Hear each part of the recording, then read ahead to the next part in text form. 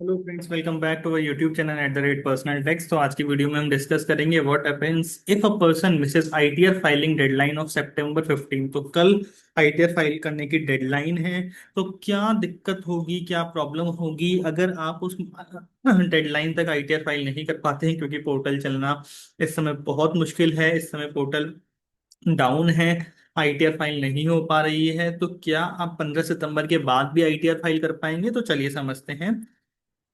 Can you still file ITR after September 15? Yes, you can still file your income tax return after missing this deadline। तो उसको हम क्या बोलते हैं? Belated return, क्योंकि वो लेट हो गई है बेसिकली। लेकिन कुछ पेनल्टीज और रिस्ट्रिक्शंस लगेंगे।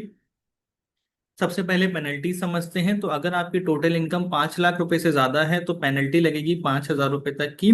और अगर 5 लाख रुपए से कम है तो लोअर पेनल्टी लग सकती है।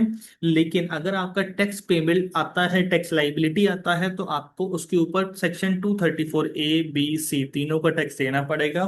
तो सेक्शन 234A, B, C तीनों का टैक्स क्या क्या होता है वो हमने अपने चैनल पर वीडियो में डिस्कस किया है।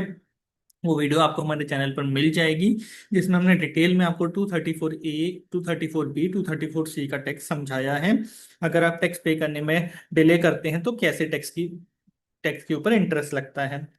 दूसरा, आप अगर आपको कोई लॉसेस हैं, आपके पास बिजनेस के लॉसेस या कैपिटल लॉसेस हैं, तो वो आप कैरी फॉरवर्ड नहीं कर पाएंगे। सिर्फ और सिर्फ हाउस प्रॉपर्टी के लॉसेस को ही आप आगे कैरी फॉरवर्ड कर पाएंगे।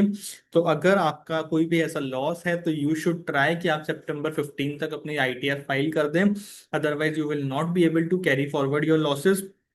इम्पैक्ट क्या होगा रिफंड्स के ऊपर? Filing after the deadline may lead to delayed refund processing. Department may take longer to process late filed returns. की टेकअवेज क्या है? ITR can still be filed after September 15 but with penalties. Penalty कितनी है? 5,000 रुपए तक की। साथ के साथ इंटरेस्ट लगेगा ऑन अनपेड टैक्सेस।